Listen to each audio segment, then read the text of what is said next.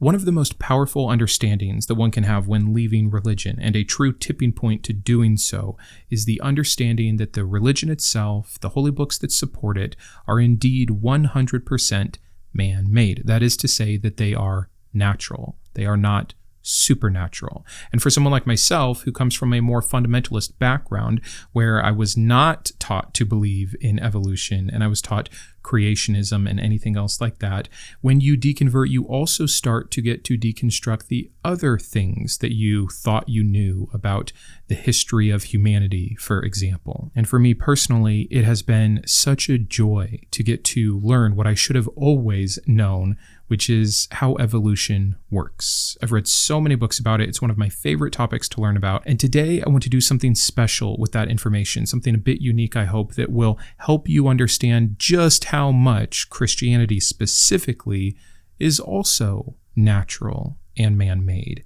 and has its own evolution. It too had to morph and mutate and adapt to survive in new environments. It too was shaped by pressure and change and time. And as soon as you see that, this whole deconstruction thing becomes so much simpler. And it's something that everybody already knows. You might not know it about the religion you believe in, but you definitely think it about all the false religions you do not believe in. There you have no problem seeing the history of, oh, it started like this, and oh, then a prophet like this came along, then a text like this got recorded, and then it was passed along like this. It has this carrot, this stick, this is why it spread, this is why it moved, this is why it died. Whatever happened, you can see it so clearly, but then blinders when it comes to the religion you believe in, because that one is special, that one is magical, that one is supernatural. So again, we're going to do some comparison today where I go through some facts about evolution and how it works and what the processes are, and then we will look at how that is reflected within, again, specifically Christianity. So here we go. The first one I want to talk about is descent with modification. This is the concept that new species evolve from old ones, or rather existing ones, retaining many of the same characteristics and traits even, but still accumulating enough change to be considered wholly different. So there's the evolutionary principle. Then for each of these comparisons, I want to give you a biological example of that, and then we're going to show how that is also happening within Christianity. So, since we're starting at the beginning, the most simple example of this is that both humans and apes share a common ancestor. This is evidenced by many things, but not least of which is shared DNA and skeletal similarities. So how do we see something similar to this within Christianity? Well, how about how it evolved from, it changed from, it grew from Judaism, yet still retaining certain parts like the Hebrew scriptures, the Old Testament, but then modifying its theme through Christ and grace and some of these other concepts. And we're starting with something really basic because I think it is just that simple. You can trace the history of how this religion formed. That in and of itself makes it much more likely to be fully man-made than some perfect divine one specific truth that exists. But let's keep going and flush this out a bit more. The second one would be a vestigial trait. These are structures within our bodies that used to serve a particular function, but now in our current form are no longer needed, yet they still remain. So the biological example would be like leg bones or hip bones in whales, or how humans get goosebumps or have tailbones. And again, every once in a while you can see a gene mutation, or when one of those genes gets turned back on, just Google for yourself children with tails. Vestigial traits are fascinating to learn about, and there's so many good examples, and there's such good evidence against the idea that we were created by God when he breathed life into the dust of the planet. No, we know better than that. By the way, quick caveat, I do understand that not all atheists believe in evolution, and that there are some Christians who have made evolution fit into their theological narrative, which is hilarious because that is just another form of evolution, adapting to their current environment to survive and stay relevant. It's just more evidence for this. But I wanted to call that out. So what kind of vestigial traits can we see within Christianity? Well, pretty much any unused but still necessary concept that is held on to in the New Covenant, in the New Testament with Jesus, again, within Christianity, that was left over from, say, Judaism. So examples might be animal sacrifices or temple law. Still important, you still need them as a base structure because it helps explain the rest of the story. But because of how the religion evolved, like with a new covenant, these things are no longer needed, they're discarded, but we can still see their remnants. This is what I'm going for. Hopefully this is starting to make sense. Let's do some more. This next concept is one of the ones I think is most interesting to learn about, and it's the idea of convergent evolution, where you have separated species that have evolved the same traits because they're reacting to the same kind of stimuli or environment. An example might be how both bats and birds evolved wings independently. So I wasn't sure at first how to make this comparison with Christianity. Do you want to talk about all the different denominations within Christianity? Do you want to talk about big splits like Catholicism and Protestantism? Do you want to talk about sister religions like Islam and Christianity and Judaism? Or do you want to talk about world religions? And I think world religions probably fits best, but there are evidences of that all the way up that chain. And I think it's, again, just fascinating. But what do we see, for example, in Christianity that mirrors itself on the other side of the world through probably the same kind of stressors and stimuli?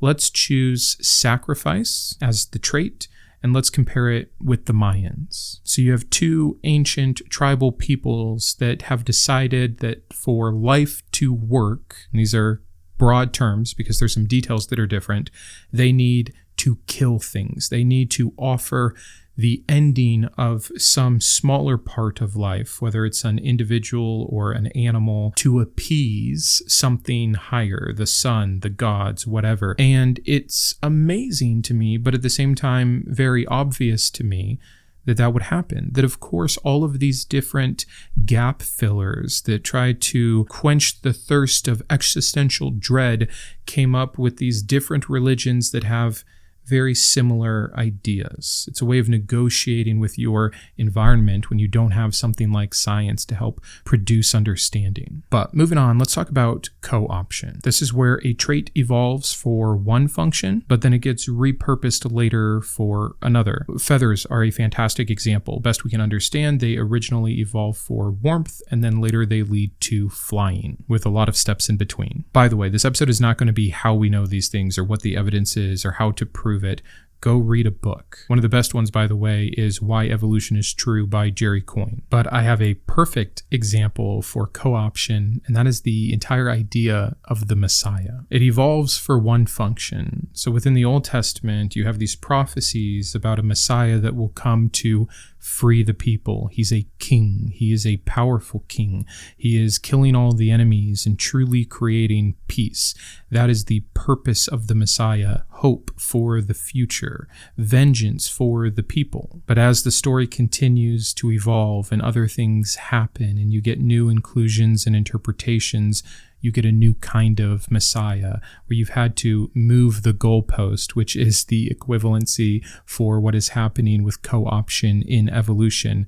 And now you have to say that the Messiah was never going to be a political or military hero. He was going to be a sacrificial servant, some dying spiritual figure to map onto Christianity. Next, we have the concept of imperfect design.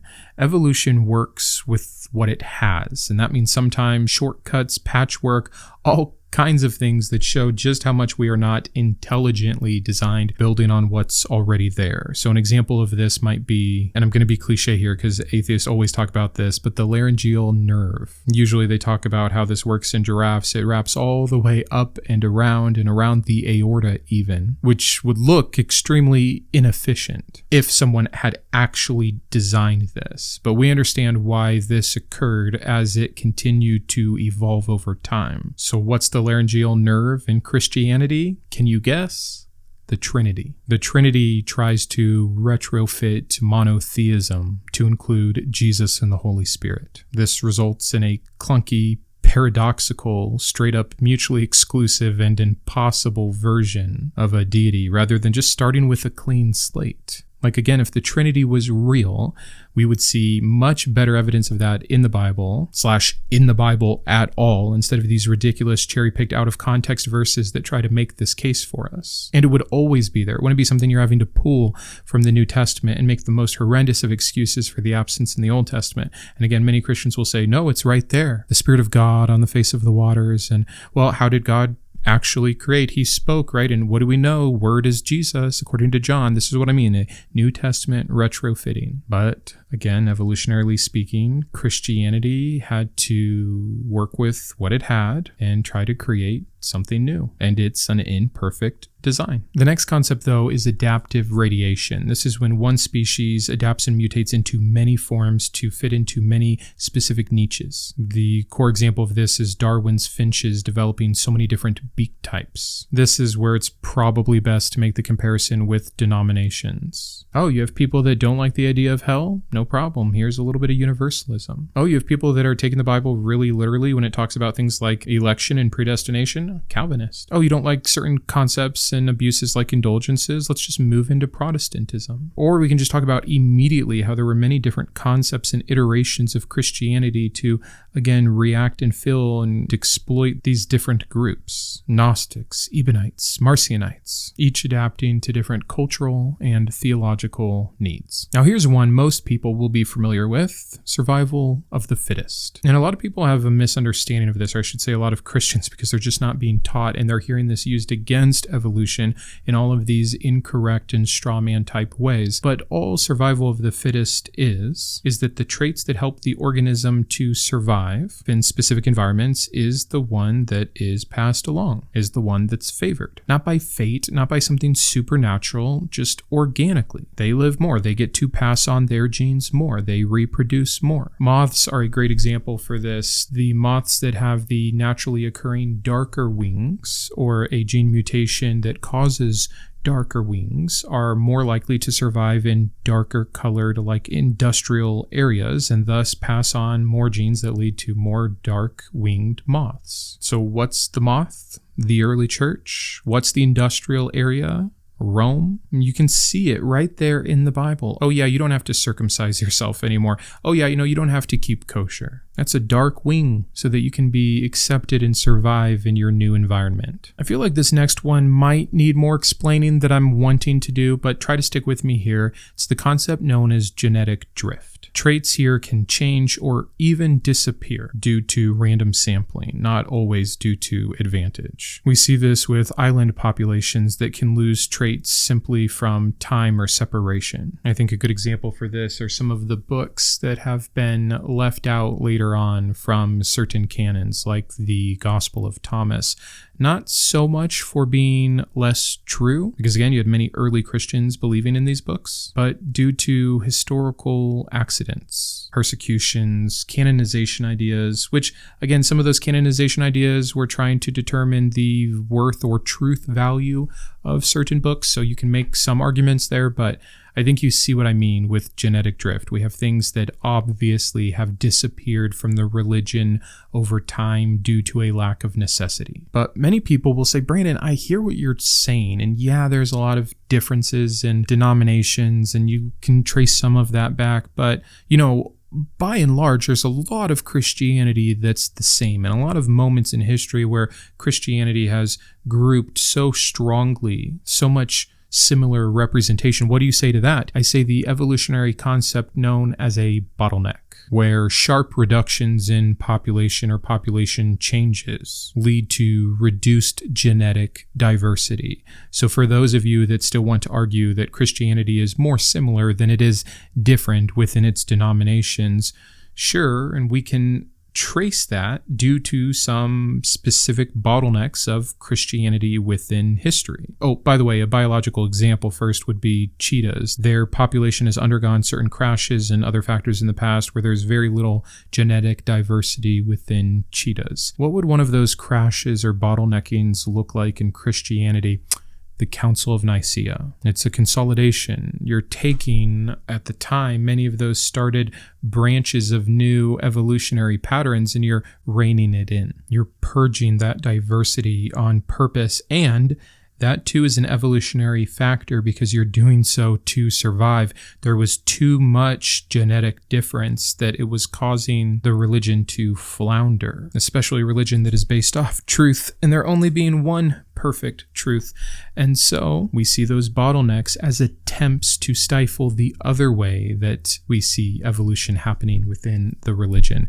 It's just too funny. The next concept, really cool one, is mimicry. This is when a species evolves traits that resemble other traits, actual traits in other species. An example of this biologically would be the king snake that is not venomous, but it mimics the very harmful and venomous coral snake. Christianity is filled with mimicry, where it is copying the traits of other religions for its own advantage. Take your pick. How about Christmas and Easter, taken from the pagans for their holiday celebration? But again, we could have done a whole video about 50 mimicries of Christianity. Maybe that would be fun, is to take some of these traits that are so obvious and so numerous within Christianity and do more episodes. But moving on to the next concept, the arms race. This is when predator and prey are both rapidly evolving in response to one another. This escalating struggle, if you will. The biological example, the cheetah gets a little bit faster, the gazelle gets a little more agile, so the cheetah gets a little faster still, the gazelle gets a little more agile,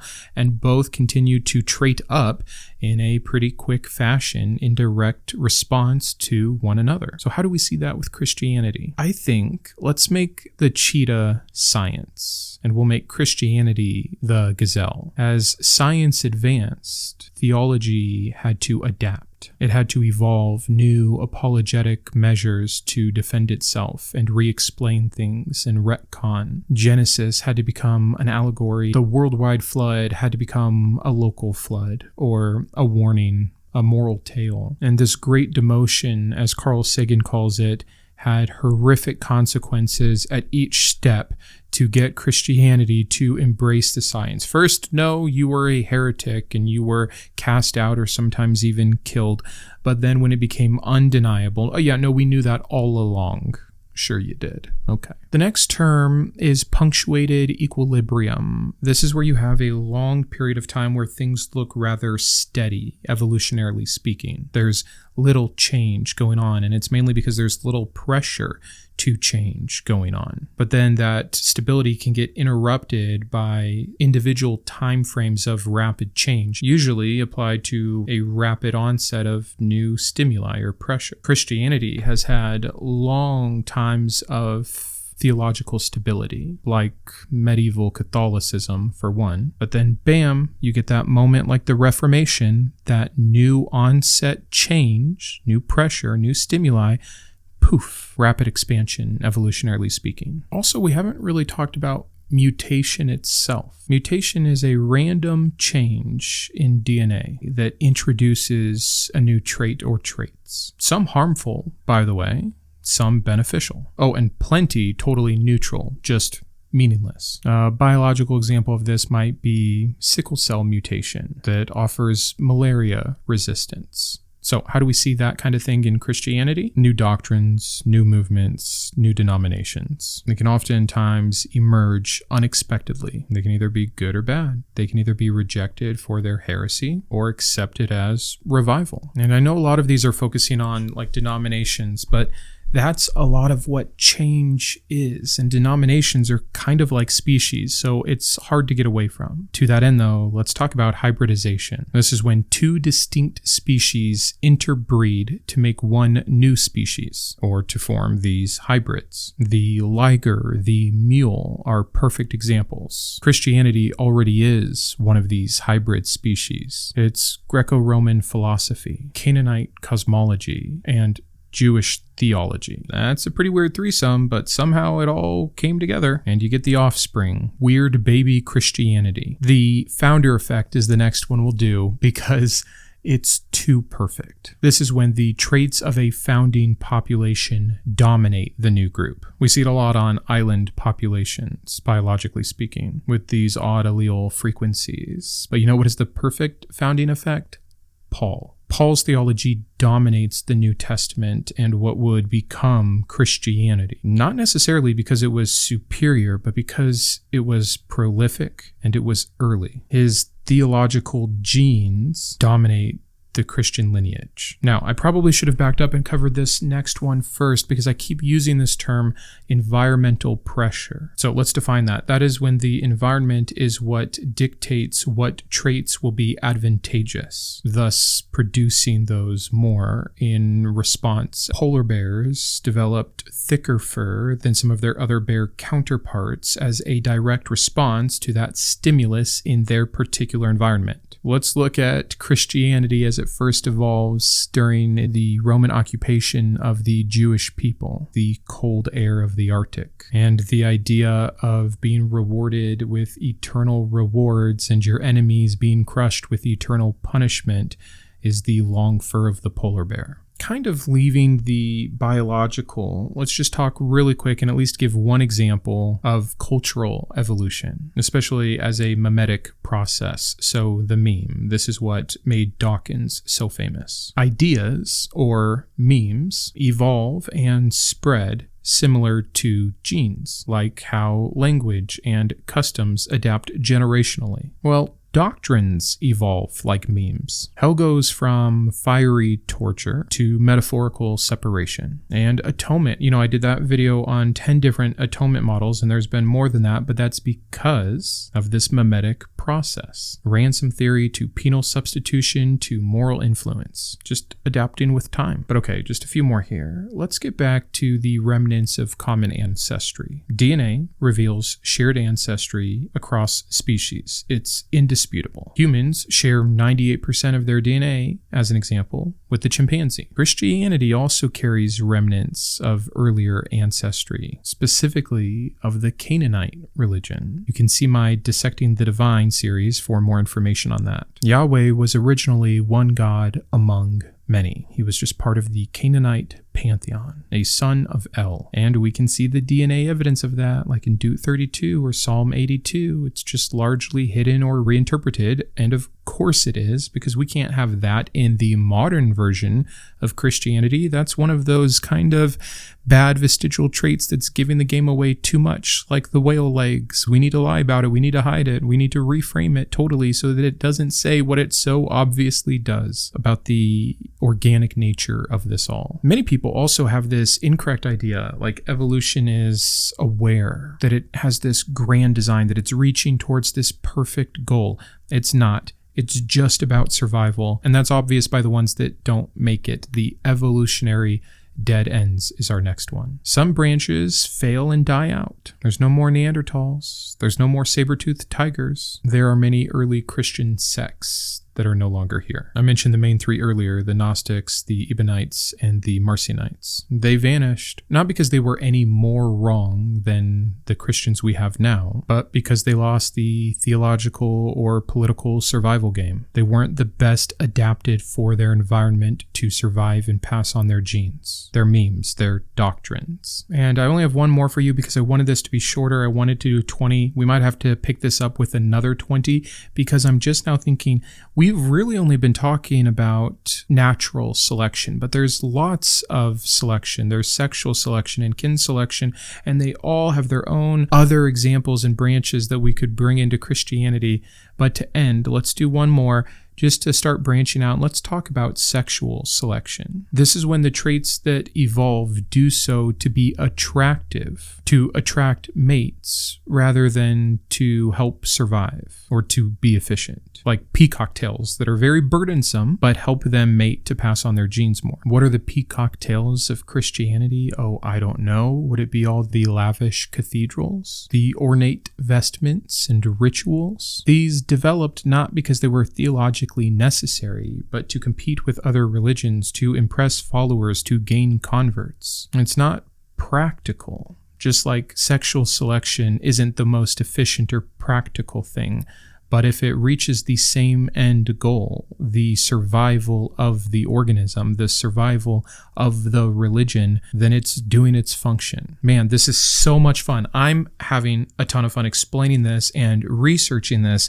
and I have more because I never know which ones I'm going to feel like sharing. I think I could probably come up with another 20 though. So look out for part 2. Let me know if you want to see that. Let me know what you think about this. I am not an expert in evolution. I may have gotten a few terms wrong or misspoke on something here or there, but I think overall my point stands. The thing that I see as crystal clear, the more that I learn about this religion, the more that I read this Bible, the more that I understand human psychology, the more that I trace through the roots historically of how this religion functioned and what parts we actually have evidence for of how it formed, how it passed, when it changed, how it survived, why it's one of the top world religions, why monotheism is a religion that works so well in general comparatively to polytheism, why having your carrots and sticks like heaven and hell and eternal rewards in general work, why it evolved alongside with us, why it was a necessary component for humans for so long, but why it also can give us such bad outcomes, why it can still be harmful, like the bad knees or the painful lower back of the human current form. We are built from dusty old parts, repurposed and reused to get some form of life that can pass on some more form of life. And religion, Christianity specifically, is the same thing. It's got the same bad knees and weak back. And that's the harm that it can produce simply from having to still hold on to many of the things that made it foundational. We're all broken. We're all sinful. There's evil spirits and demons that are trying to get you. There's a God that made you, that loves you, that wants you, that has something planned for you, but you're not good enough. And so he had to kill himself. And all of this baggage and weight that we get is because we had to manipulate and negotiate with and rebuild and reuse other parts from other influences and older religions to get what we have as Christianity today. And yes, it's neat to look at the evolution of it and understand how it came about and to be able to speak to it, but it's also sad to see that it survived because it did what religion is good at doing, which is manipulating humans. It's a parasite that evolved with us. Parasites can be beneficial to the host at some times, but ultimately they consume the host. That's what I believe about religion. So that's it for today. Thanks for being here. I hope to have a Tuesday video out. I'm going on a small family vacation. We'll see if I have time. I'm filming this on a Thursday. Tomorrow, Friday, I film a new podcast episode with a special guest who I've recently found that I am thrilled about, and I cannot wait to speak to him. I won't say who it is, but I'll give one word and hint for any of you that made it here to the very end, and that word is audit. So that should be out in the next week as well. Another Thinking Thursday episode, all the good stuff. So stay tuned for all of it. Subscribe if you have not. Please comment, share, like, help this channel continue to grow. And until the next one, keep thinking. I wanted to personally thank my top tiers of support, my Iconoclast, Ann, Boris, Grant, GVI, Jimmy, Joe, Kitboga, Matthew, Perry, and Sean, my Humanist heroes, Craig, James, Jared, Christy, and Matthew, my Atheist advocates, Aquitar, Caleb, Dan, David, Drew, Jeff, Jeffrey, Julie, Malcolm, Paul, Sparky, and Thomas, as well as all of my secular scholar patrons. If you believe in the mission of this channel, please consider joining these fine people.